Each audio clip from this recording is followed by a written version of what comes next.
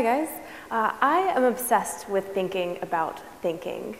My name is Amy Robinson and I'm here to share quantified curiosity. I am very curious how the ideas that I encounter and the new things that I discover integrate and infuse to form kind of who I am and who I will become. A stranger at a TED conference once walked up to me and said, "Hi, so what inspires you?" Besides actually making me think about what does inspire me, it made me think about how the things that inspire me change over time. You know, I am not a constant. I'm very dynamic, but it's hard to remember how I change and to keep it into perspective. So those 5 seconds consequently have mattered much more than just 5 seconds, and I wonder if the same is true for ideas. So I've been tracking them. I email myself interestingness, so when I look at, say, an article, when I write notes or watch a cool video, anything that makes me think, that's interesting, I email it to myself. And so for this talk, I've actually compiled 6 months worth of data into a pretty big spreadsheet. So each line is an idea, an entry, and the data has attributes like a date, a link, an engram, which is the subject and the body of the email. It's tagged with topics, and then it's also given an interestingness ranking of 1 being low and 5 being high. So 6 months worth of data came to 770 unique entries or ideas and 772 total topics. So once this data was kind of organized into a spreadsheet, I was able to analyze it and look at it in a completely new way. So this is a weighted graph of the most important topics. So of all the topics that were used at least 40 times and weighted either 4, which is the green bar for important, or 5, the blue bar for most important, they show up on this graph. And you can see, based on the importance, the most prevalent topics vary. For example, the green bar, most important, is journal, which is peer-reviewed literature, not my personal notes. Followed by biology and neuro, whereas if you look at the blue bars, notes, my personal notes come up first. And you can also look at these as entries over time. You can see that these are the most important entries, and they tend to occur in clusters. So I wondered, do these clusters actually correspond to something? There's a huge cluster in February, 14 items in 3 days. They actually corresponded to my starting a new side project. It's photos of notes. It's a Tumblr blog where I just publish pictures of my handwritten notes. So yes, in that case, that cluster was something real. And I wondered, is this true for the other clusters? It turns out, yes. In March, there's another one where 21 items occur in a period of 12 days. It corresponds to something kind of goofy that I do. It's life bonus emails. I send these out now quite periodically to my friends saying, share something beautiful, inspiring, intelligent, or entertaining that you've discovered in the past week. And if they complete this challenge, they get a hypothetical life bonus. It's goofy, it's fun, it rocks the inbox. But again, the data actually corresponds to my doing something new. But how else can we actually explore this? We were able to format these ideas into Gephi, which is a free network graphing program. Now, the way that this graph works, the circles are called nodes, and they correspond to the topics that are tagged with ideas. The size of the nodes indicate how many times they were used in tandem with other nodes. The edges, the lines between them, are the actual ideas that are co-tagged with the 2 different topics. You can run statistics in Gephi to modularize communities. So based on how connected groups of nodes are relative to the overall connectivity of the graph, you can isolate and see distinct communities. So for example, the blue down at the bottom is science and science-related tags. The purple is work/health. I work in health. You could probably actually infer that by looking at the graph. The red section is TED and TED-related tags, including TEDx and video. And then the green section was self. And there were some cool things in there, like playful, curious ideas and Cora that popped up really close to me. But this is messy. It's very hard to see 10,500 edges. So what you can do is you can actually isolate individual topics. The yellow dot there is the tag of ideas within all of my ideas data.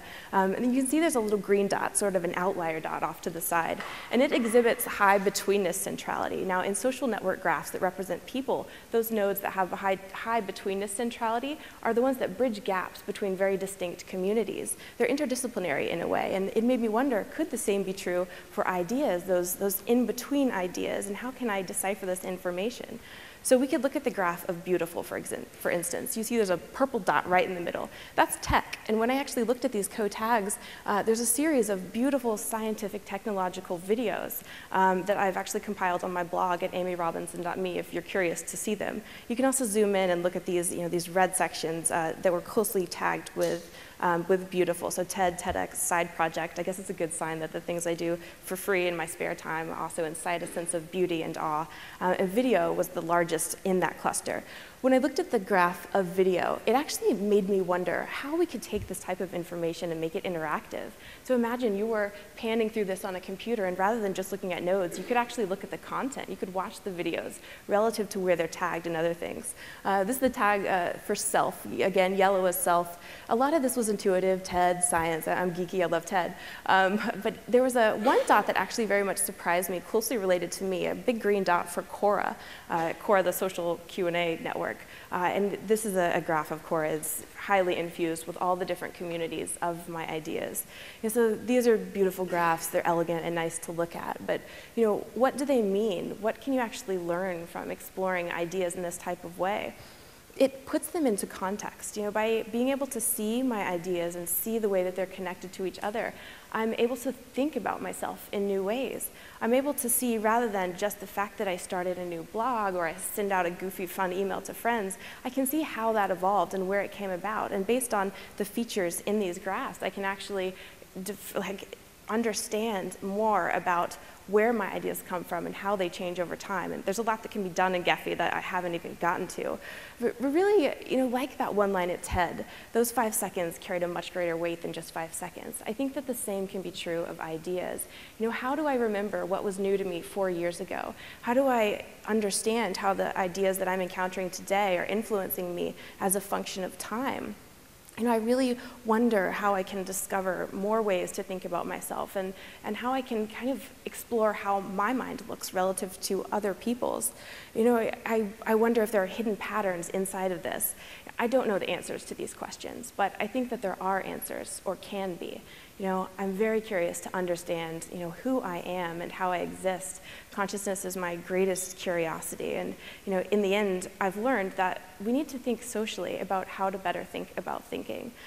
This was a momentous task to put all of this together, and it can be certainly done more efficiently. In the end, just remember, you are extraordinary. Your mind is exquisite.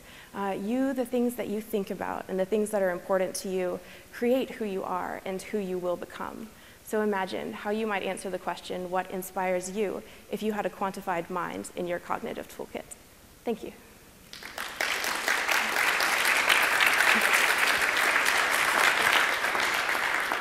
Okay, I'm going to start and invite you to ask questions. I have a really practical question. How do you consume the material that you're arranging in terms of the archive of your thoughts and ideas? How do you interact with it? You mean like the Gephi, the graphs? Yeah, like what do you do? Like how do you, for instance, we had a great talk for somebody who kept an idea journal and talked about keeping track of ideas as a form of self-creation and really changing himself based on, but he goes back and he reads the journal and he has a very, on a certain day, he goes back and reads a certain number of entries. So that's one very simple way to do it. What's your way of using what you're collecting to then influence yourself in the present or in the future? Yeah, so in the graphs that you saw, those Gephi graphs, you can actually zoom in and pan out and explore what the actual words are in those nodes. Do you do it? And when do you have a set time every day that you do it, or do you do it once a week? Or how do you use it? Well, actually, this is the first time that I've put these graphs together. I talked you guys into letting me speak about 2 months ago, and at that point, all of my data was still in emails. So okay, well, let me ask you a different question. Did you go back and look at that data in the emails? Like, did you use that email archive? I didn't when it was an email. I had so this was it idea, kind of write once, read never? It was kind of, I had this idea that one day I'd be able to export it very seamlessly and it would take no time, and that just didn't happen. Great. I think it's good to ask that. I think there's a lot of data gathering and tracking that is being done in a kind of hope that it will be transformed into something meaningful, and then that's an interesting moment. Like, how do you get it from the archive into your life? Yeah. But let's take some questions here and then here. Yeah, I thought this was fascinating. Also, how you visualize it. Thanks. So last year there was a talk about this idea journal, and I think it was Mark Carranza, and he said that 80% of his thoughts or 75% of his thoughts were recurring, and what's that? They don't recur. Oh, they don't recur? Yeah, they are unique, but some part is recurring. So have you have you seen recurring thoughts or like things that are completely unique and things that come back, maybe that are in your mind? Well, there are topics that occur quite frequently, like that big blue dot is science, and it's by far the most popular used tag. But you can extract n-grams from this type of information. You can actually, since this data has a date assigned to it, you can run time series, so you can see when new ideas pop up. I don't know how to do that yet. It's one of the reasons I want to give this talk is because I need you guys' help to think about how to do this. But I think that is one of the things that I would be really interested in doing, is looking at how phrases, new vocabulary emerge and integrate into my idea network. And possibly you could see a new node coming up with little side nodes, and then suddenly like, pop a new idea, something that you've done that you've never done before. Joe. And then Mark after Joe. Okay, so writing down ideas and recording ideas, cool idea. Did you write down that idea? So I did that for a couple of years also, and one of the things that I wrestled with was what's the definition of an idea? I mean, is the idea of having one more almond is not something that I decided to write down, but it's smaller than the idea of like, well, I'm going to get up here and ask you a question, and then there's this, it's like this sort of fractal data set of like, oh, there's the idea of my life. And then there's a whole spectrum in between. So for me, I put them in a spreadsheet, which was a slight pain in the ass. And so opening that up and finding the right place to it created a threshold of effort for me to actually write down an idea. So that was kind of the definition of the idea. Is it worth doing that for? But I just wondered if you had any thought of what defines a quote-unquote recordable idea for you. Yeah, it would be interesting to differentiate the ideas that are like that are coming from me versus coming to me, because it's everything that I've said to myself, and that includes things that I read, videos that I watch, as well as notes that I write or voice memos that I record.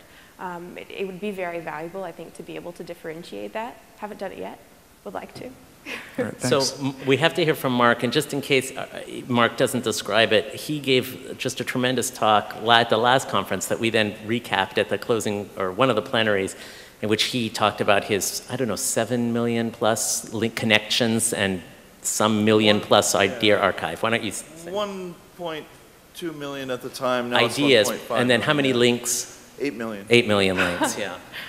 And I'm interested in the rating that you use and how that influences that feeling of meaning that something has. And what is that feeling of meaning that leads you to rate something? And do you change the ratings? And what's a 5 versus a 1? And exactly. Is a 3 today the same as a 3 tomorrow? And that's one challenge, I guess, of the objectivity of this. A 1 is a to-do list. A 5 is that's the most boring thing. Yeah, right. A 5 is some kind of article or like an amazing like scientific related like Finneman interview from 1980s when I finally discovered those only very recently. Something that changed the way that I think is what a 5 would be, and I think that I need to work on the consistency, because what I did is I copied and pasted 770 entries out of email into a spreadsheet, and so after the fact I went through and weighted them with interestingness, and that's not reflected in Gephi. The interestingness is not, because I hadn't figured out how to do that yet. But you can do that, and it would be very interesting. Once I was able to actually even do the bar charts, it was curious to see how the interestingness changed what the most prevalent topics were. I mean, because ranging from peer-reviewed literature was by far the top in the weight of 4 of the most frequently used tags, whereas if I looked at 5, it was notes, which is my personal notes. And you can see these types of very distinct differentiations when you consider how important something was. And it's done just on personal preference on how valuable I think something was. 3 to me was neutral, 2 was not that important, 4 was important, something like very memorable, and then 5 was like blow your mind, my mind. Great. Thank you. Thank you. Okay, we have time for one quick one. Carlos. One of the coolest jobs that I ever had was I was an idea ninja. So my job was to kill some ideas. Have you looked at those ideas that were bad in retrospect of that was not a good idea? I wish I'd never thought this. Exactly, something like that. That's a great question. Yeah, so I have to make myself not do that when I'm reading my personal notes, because I try to not censor myself, But yeah, sometimes I'm like, why was I writing that? Oh my God. But yeah. That's great. Okay, thank you. Thank you so much. Yeah.